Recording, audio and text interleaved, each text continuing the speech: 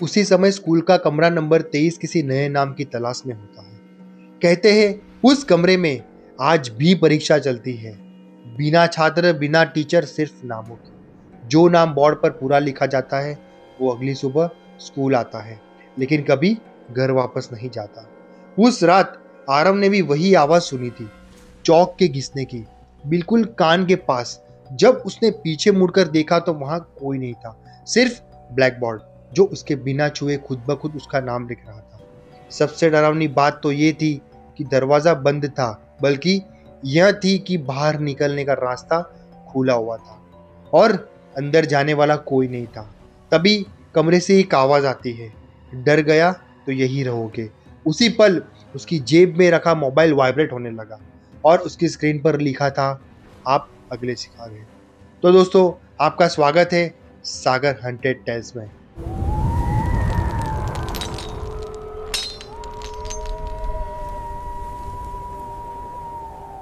आपको तो पता ही है कि यहाँ डर सिर्फ सुनाया नहीं जाता, इसे खुद ब खुद महसूस भी करवाया जाता है। तो दोस्तों, अब कहानी सुनो। पुराने सरकारी स्कूल की इमारत बाहर से जितनी साधारण दिखती है, अंदर से उतनी ही भारी और डरावनी भी लगती थी। पीली पड़ चुकी दीवारें, जगह जगह उखड़ा हुआ प्लास्टर और बरसों पुरानी लकड़ी की बेंचों से आती अजीब सी आवाजें, जैसे स्कूल नहीं, किसी जमाने का बंद पड़ा कब्र खाना हो। लेकिन इस स्कूल में एक कमरा ऐसा था जिसके बारे में कोई खुलकर बात नहीं करता था। तीसरी मंजिल के आखिरी कोने में स्थित कमरा नंबर 23, वही कमरा जिसे हमेशा ताला लगा रहता था। टीचर्स कहते थे वहां स्टोर रूम है, चपरासी कहता था चाबी खो गई है, और बच्चे बच्चे बस इतना जानते थे कि उस कमरे के पास गुजरते ही दिल जोर जोर से धड़कने लगता है। अजीब बात तो दोस्तों ये थी कि हर साल परीक्षा की रातों में ठीक 11:45 के बाद उस कमरे से चौक के घिसने की आवाजें आने लगती थी, जैसे कोई ब्लैक बोर्ड पर कुछ लिख रहा हो।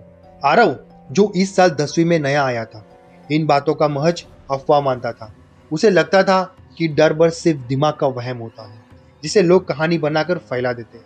लेकिन पहली ही परीक्षा की रात, जब वह स्कूल में बने परीक्षा केंद्र में देर तक बैठा पढ़ा रहा था, तो उसी कुछ ऐसा सुनाई दिया जिसने उसके हाथ से किताब गिरा दी। ऊपर से तीसरी मंजिल की तरफ से स्पष्ट, एकदम बहुत ही स्पष्ट किर किर करके आवाज आ रही थी, जैसे कोई बहुत धीरे धीरे ब्लैक बोर्ड पर कुछ लिख रहा हो। स्कूल में उस वक्त सिर्फ 2 चौकीदार थे और दोनों नीचे गेट के पास बैठे रहते थे। आरव ने घड़ी देखी, 11:52। उसके दिमाग में वही बंद कमरे की बातें घूमने लगी। उसने खुद को समझाया कि शायद हवा होगी या कोई जानवर, लेकिन आवाज बार बार एक ही लय में आ रही थी, जैसे लिखने वाला जानता हो कि वह क्या लिख रहा था। अगले दिन आरव ने अपने दोस्तों समीर से ये बात कही तो समीर का चेहरा पीला पड़ गया था। उसने धीरे से कहा, तूने सुना क्या? मतलब उसने फिर से लिखना शुरू कर दिया है। आरव ने पूछा, किसने यार? समीर ने कहा, इधर उधर देखा, फिर फुसफुसाया, कहते हैं सालों पहले एक टीचर की यहाँ मौत हो गई थी। एग्जाम की रात इसी कमरे में वो बच्चों के नाम बोर्ड पर लिख रहा था और आज भी लिखता है। आरव ने हंसने की कोशिश कर रहा था, लेकिन उसी पल उसकी नजर स्कूल के नोटिस बोर्ड पर पड़ गई, जहां पुराने रिजल्ट चिपके थे। एक पीले पड़े कागज पर बहुत हल्के अक्षरों में किसी ने चौक से कुछ लिखा था, आज रात फिर, और नीचे जैसे किसी अधूरी सूची की शुरुआत हो गई हो। उस रात, उस दिन कुछ ज्यादा ही भारी लग रही थी, जैसे अंधेरा जानबूझकर स्कूल की इमारत पर टिक रहा। परीक्षा खत्म होने के बाद भी आरव का मन बेचैन था। उसके कानों में बार बार वही चौक की आवाज गूंज रही थी, जो अब आवाज कम और किसी की मौजूदगी ज्यादा लग रही थी। वह नीचे गेट से निकलने ही वाला था कि अचानक स्कूल की सारी लाइटें एक साथ बुझ गई। अगले ही पल जनरेटर की हल्की गड़गड़ाहट के साथ सिर्फ तीसरी मंजिल की एक ट्यूबलाइट जल उठी थी, सीधे कमरा नंबर 23 के बाहर। चौकीदारों की आवाज नीचे कहीं दूर खो गई, जैसे उन्हें कुछ दिखाई ही न दिया हो। आरव का दिल जोर जोर से धड़कने लगा और उसे साफ महसूस हुआ कि अगर वह अभी ऊपर नहीं गया तो शायद फिर कभी सच्चाई नहीं जान पाएगा। सीढ़ियां चढ़ते समय हर कदम पर ऐसा लग रहा था जैसे कोई पीछे से उसकी गिनती कर रहा हो, 1 2 3। तीसरी मंजिल पर पहुंचते ही हवा अचानक ठंडी हो गई। बंद कमरे का ताला हिल रहा था अपने आप, बहुत ही धीरे धीरे। अंदर से वही आवाज किर किर करके, अब रुक रुक कर, जैसे लिखने वाला सोच एकदम से हो रहा हो कि अगला शब्द क्या हो। आरव ने दरवाजे के पास लगी धूल जमी नेम प्लेट पढ़ी। उस पर किसी टीचर का नाम लिखा था, लेकिन नाम का बीच का हिस्सा कुरेद दिया गया था, जैसे कोई नहीं चाहता था कि उसे पूरा पढ़ा जाए। तभी फर्श पर कुछ गिरने की आवाज आने लगी। एक पुरानी कॉपी जिस पर लाल स्याही लिखा था, एकदम स्पेशल अटेंशन लिस्ट। आरव ने पन्ने पलटे तो उसके हाथ कांपने लगे। उस लिस्ट में बच्चों के नाम थे, लेकिन अजीब बात तो ये थी कि कई नामों के आगे एब्सेंट नहीं बल्कि तारीख और समय लिखा हुआ था, और वो समय हमेशा रात 11:45 से 12:15 के बीच का था। आखिरी पन्ने पर खाली जगह थी, जैसे किसी नए नाम का इंतजार हो। उसी पल ट्यूबलाइट जोर से झपकी और दरवाजे के अंदर से किसी ने बहुत धीमी आवाज में कहा, नाम लिखना बाकी है। आरव पीछे हट गया, लेकिन सीढ़ियों की तरफ देखा तो वहां अब अंधेरा नहीं था। वहां ब्लैक बोर्ड खड़ा था, दीवार से चिपका हुआ, जिस पर सफेद चौक से एक नाम आधा लिखा था। नाम उसके जैसा ही लग रहा था, बस आखिरी अक्षर गायब था। और जैसे ही उसने उस अधूरे नाम को पढ़ने की कोशिश की, चौक अपने आप हवा में उड़ गया और आखिरी अक्षर लिखने लगी। ब्लैक बोर्ड पर आखिरी अक्षर पूरा होते ही हवा अचानक रुक गई, जिससे पूरे स्कूल ने एक साथ सांस रोक ली हो। और आरव को साफ महसूस हुआ कि अब वहां अकेला नहीं है। चौक हवा में थमी रही, फिर धीरे धीरे नीचे गिर पड़ी, लेकिन उसके गिरने की आवाज नहीं आई, मानो फर्श भी उसे छूने से डर रहा हो। ट्यूबलाइट की सफेद रोशनी में ब्लैक बोर्ड पर लिखा नाम अब साफ दिख रहा था, पूरा नहीं, फिर भी इतना कि आरव का दिल बैठ जाए।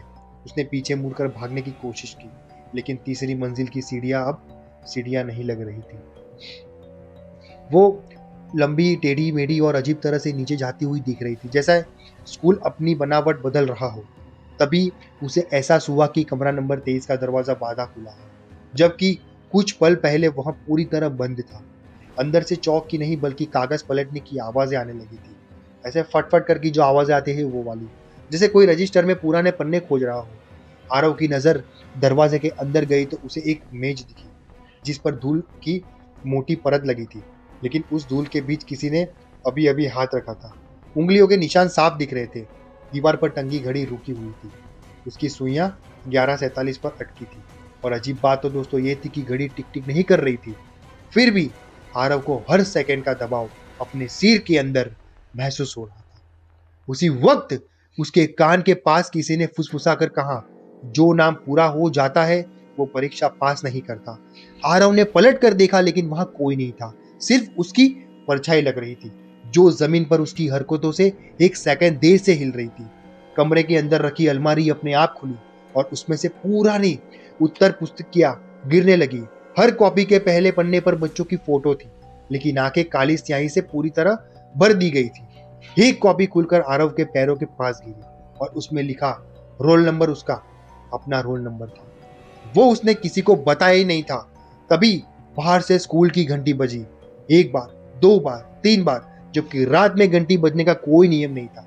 घंटी की तीसरी आवाज के साथ ही ब्लैक बोर्ड पर लिखा नाम धुंधला होने लगा था, जैसे कोई उसे मिटा रहा हो, लेकिन चौक कहीं दिखाई नहीं दे रही थी। आरव ने महसूस किया कि उसके हाथ में सफेद पाउडर लगा, और जैसे ही उसने अपनी हथेली देखी, उसकी उंगलियां खुद ब खुद मुट्ठी बनने लगी थी, मानो कोई और उन्हें चला रहा हो। उसी पल कमरा नंबर 23 के अंदर से एक कुर्सी खिसकने की आवाज आने लगी और किसी ने कुर्सी पर बैठते हुए बहुत शांति से कहा था, अब सवाल शुरू करते हैं, अब सवाल शुरू करते हैं। ये वाक्य उसने 2 बार दोहराया। जैसे ही कमरे में गूंजा, आरव के पैरों ने उसका साथ छोड़ दिया और वही एकदम से जड़ हो गया, क्योंकि आवाज किसी एक दिशा से नहीं आ रही थी, बल्कि दीवारों की, छत से और फर्श की हर तरफ से आ रही थी, जैसे पूरा कमरा ही बोल रहा हो। ब्लैक बोर्ड अपने आप पलटा और उस पर सवाल नहीं बल्कि तारीखें लिखी गई थी, पिछली कई सालों की, वही परीक्षा वाली रातें जिनके बारे में कभी किसी ने खुलकर तो बात कही नहीं थी। हर तारीख के नीचे एक नाम था और कुछ नामों पर लाल गोला बना हुआ था, मानो वे पूरे हो चुके हो। आरव ने देखा कि जिन नामों पर गोला था वे वही नाम थे जिनके बारे में उसने सुना था, कि बच्चे अचानक स्कूल छोड़ गए या फिर किसी कारण से ट्रांसफर हो गए। हालांकि किसी ने उन्हें दोबारा कहीं नहीं देखा। कमरे की हवा में अचानक स्याही और पुरानी किताबों की गंध फैल गई थी और सामने रखी मेज पर एक मोटी रजिस्टर अपने आप खुल गई थी। उसके पन्ने उलटते गए और हर पन्ने पर एक ही लाइन लिखी हुई थी, जो डर गया वही फैला हुआ है। आरव ने की नजर एकदम से जैसे आखिरी पन्ने पर पड़ गई। उसकी सांस अटक गई क्योंकि वहां उसकी फोटो चिपकी हुई थी, वही फोटो जो उसने एडमिशन के समय दी थी। उसने पीछे हटने की कोशिश की, लेकिन अब दरवाजा पूरी तरह गायब हो गया था। उसकी जगह दीवार थी, जिस पर हल्के हल्के हाथों के निशान उभर रहे थे, जैसे कोई बाहर से अंदर आने की कोशिश कर रहा हो। तभी घंटी फिर बजी, लेकिन इस बार आवाज बहुत ही पास थी, और अब हर बार घंटी बजने के साथ कमरे की लाइट थोड़ी थोड़ी मंद होती जा रही थी। अंधेरे में उसे अपनी ही परछाई दिख रही थी, लेकिन फिर भी उसे महसूस हो रहा था कि कोई ठीक उसके सामने खड़ा है, इतनी नजदीक कि अगर वह सांसें ले तो टकरा जाए। ब्लैक बोर्ड पर एक नया सवाल अपने आप लिखा हुआ था, तुम यहाँ क्यों आए हो? चौक रुक गई, जैसे जवाब का इंतजार कर रही हो। आरव के दिमाग में हजारों जवाब थे, लेकिन मुंह से एक भी शब्द नहीं निकल रहा था। तभी उसकी जेब में रखा मोबाइल अपने आप जल उठा, जबकि वहां नेटवर्क कभी नहीं आता था। स्क्रीन पर कोई नंबर नहीं था, सिर्फ एक लाइन चमक रही थी, उत्तर लिखो। जैसे ही उसने मोबाइल बंद करने की कोशिश की, कमरे की दीवारों पर पुराने बच्चों की फुसफुसाहटें उभरने लगी। सब एक ही बात दोहरा रहे थे, समय खत्म हो रहा है।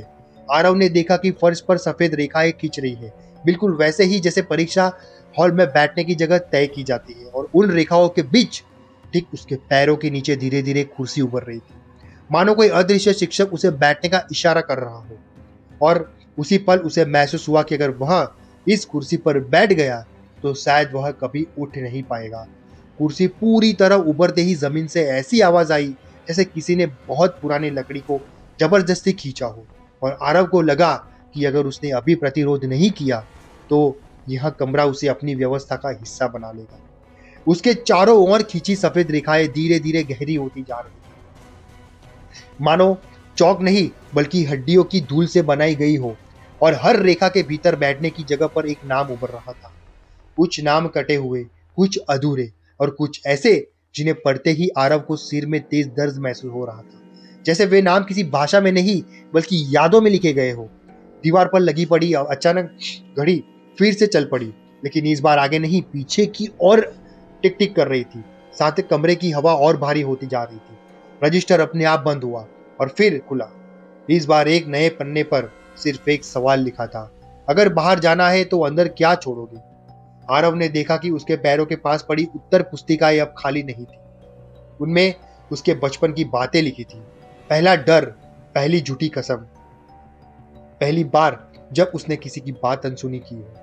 और हर पन्ने पर नए नीचे लाल स्याही में एक ही टिप्पणी थी, अंक काटे गए। कमरे के कोने से किसी के चलने की आहट आई, लेकिन वहां कोई आकृति रही नहीं थी, सिर्फ फर्श पर बनते हुए पैरों के निशान जो सीधे उसके सामने आकर रुक गए थे। उसी जगह हवा में कुर्सी पर एकदम पीठ दिखाई दी, और उस पर बैठने जैसा दबाव, जैसे कोई अदृश्य शरीर अभी अभी आकर बैठा हो। ब्लैक बोर्ड पर सवाल बदल गया, तुम्हें याद है तुम यहाँ पहले कब आए थे? आरव का दिल जोर जोर से धड़कने लगा, क्योंकि उसी पल उसकी आंखों के सामने एक धुंधली सी तस्वीर उभर रही थी। वह खुद छोटा सा इसी स्कूल की वर्दी में इसी तीसरी मंजिल पर खड़ा था, और दरवाजे पर लिखा वही नंबर 23, जो तब भी बंद था। बाहर से अचानक बारिश की आवाज आने लगी थी, लेकिन खिड़कियों पर पानी नहीं गिर रहा था। आवाज सीधा कमरे के अंदर से आ रही थी, जैसे छत रो रही हो। मोबाइल फिर से वाइब्रेट हुआ, और स्क्रीन पर इस बार लिखा था, उत्तर देर से दिया गया। उसी क्षण दीवारों पर लिखे नामों में से एक नाम मिटा दिया गया, और उसके मिटते ही कहीं दूर से किसी बच्चे के रोने की आवाज आने लगी, जो धीरे धीरे हंसी में बदल गई। आरव ने देखा कि उसकी हथेलियों पर सफेद निशान अब सवालों की शक्ल में ले चुके थे, और जैसे जैसे वह उन्हें पढ़ने की कोशिश कर रहा था, कमरे की सारी चीजें, ब्लैक बोर्ड, मेज, रजिस्टर, धीरे धीरे उसकी तरफ सह रही थी, मानो यह तय कर लिया गया हो कि अगर अगला उत्तर उसी से लिखवाया जाएगा तो क्या होगा, चाहे वह तैयार हो या ना हो। जैसे ही कमरे की सारी चीजें आरव ने एकदम से सीधी की और सरकने की कोशिश की, तो उसे साफ समझ आ गया कि अब यहाँ कोई परीक्षा नहीं बल्कि चुनाव था। या तो वह इस कमरे का हिस्सा बनेगा या फिर कोई और उसकी जगह लेगा। ब्लैक बोर्ड पर आखिरी बार चौक अपने आप चली और एक वाक्य लिखा था, समय समाप्त। उसी पल पूरी मंजिल में तेज हवा चल दी, इतनी तेज कि खिड़कियां जोर जोर से बजने लगी और रजिस्टर के सारे पन्ने एक साथ फड़फड़ाकर बंद हो गए। आरव ने आंखें बंद कर ली, लेकिन तभी उसे महसूस हुआ कि किसी ने उसका कंधा थपथपाया है, बहुत शान से, बहुत सामान्य ढंग से, जैसे कोई शिक्षक परीक्षा के बाद छात्र को उठने का इशारा कर रहा हूँ। एक भारी आवाज गूंजी। डरने वाले यहाँ रुकते हैं, देखने वाले बाहर जाते हैं। आरव ने आंखें खोली तो उसने देखा कि कुर्सी अब उसके पीछे नहीं बल्कि उसके सामने रखी थी और उस पर बैठा हुआ कोई चेहरा नहीं था, सिर्फ स्कूल की पुरानी वर्दी हवा में टंगी हुई। उसने हिम्मत करके एक कदम पीछे लिया और अचानक दीवार में दरार पड़ गई। दरार के उस पार नीचे का स्कूल दिख रहा था। लाइटें जली हुई थी, चौकीदार बातें करते हुए थे, सब कुछ सामान्य। लेकिन जैसे ही वहां दरार के करीब पहुंचा, ब्लैक बोर्ड पर लिखे सारे नाम एक साथ मिट गए और सिर्फ एक नाम बचा, कमरा नंबर 23। आवाज फिर आई, इस बार बेहद धीमी, जो कहानी बताएगी वही बचेगा। अगले ही पल सब कुछ गायब हो गया था। कमरा, ब्लैक बोर्ड, रजिस्टर और आरव। वो खुद को स्कूल के गेट पर बाहर खड़ा पा रहा था, पसीने से भीगा हुआ, सुबह की हल्की रोशनी में। चौकीदार ने उसे देखा और हैरानी से पूछा, बेटा इतनी सुबह यहाँ? आरव कुछ नहीं बोला, बस पीछे मुड़कर तीसरी मंजिल की ओर देखा। वहां कोई कमरा नंबर नहीं था। कुछ दिनों बाद स्कूल खुला, सब सामान्य था, लेकिन परीक्षा के रजिस्टर वाले दिन नोटिस बोर्ड पर एक नया सूचना लिखा हुआ था, कमरा नंबर 23 स्थायी रूप से बंद रहेगा। नीचे किसी ने चौक से छोटा सा वाक्य लिखा था, कहानी जारी है। आरव समझ गया कि उसने बचने की कीमत चुका दी है। अब उसे यह कहानी सुनानी होगी, क्योंकि जिस दिन लोग इसे सुनना बंद कर देंगे, उस दिन कमरे को नया नाम मिल जाएगा। तो दोस्तों, आपको ये कहानी कैसी लगी? अगर आपको ये कहानी अच्छी लगी हो तो हमारी इस वीडियो को, हमारी इस कहानी को लाइक करो, शेयर करो और सब्सक्राइब करना कभी ना भूलें दोस्तों। और हाँ, आप कमेंट जरूर करते रहे दोस्तों। कमेंट में अगर आप लिखोगे कि आपको स्टोरी कैसी लगी, तो मैं ऐसी और नई कहानियां लेकर आता रहूंगा। मैं हमेशा सोचता रहता हूँ कि कौन सी कहानी मैं आपको सुनाऊं जो काफी डरावनी लगे। मैं इंटरनेट पर सर्च करता हूँ, मैं बुक में पढ़ता हूँ, ताकि मैं आपको कोई अच्छी कहानी सुना सकूं। और हाँ, आपसे एक बात कह रहे थे दोस्तों, अगर आपके पास भी कोई अच्छी कहानी हो जो आपसे जुड़ी हो, जो आपके साथ घटना हो चुकी हो, तो हमें कमेंट में बताएं। और मेरी मेल आईडी जो मैंने डिस्क्रिप्शन में डाली हुई है, उसके ऊपर मुझे अपनी कहानी मेल करें, ताकि मैं आपकी कहानी इस वीडियो के माध्यम से यूट्यूब पे मैं सब लोग को सुना सकूं दोस्तों। तो चलो, मैं आपका टाइम जाके वेस्ट ना करते हुए मैं कहानी को यहाँ समाप्त करता हूँ और आपको कहता हूँ कि दोस्तों मिलते हैं ऐसी ही न्यू डरावनी कहानी के साथ नेक्स्ट वीडियो में। Good bye.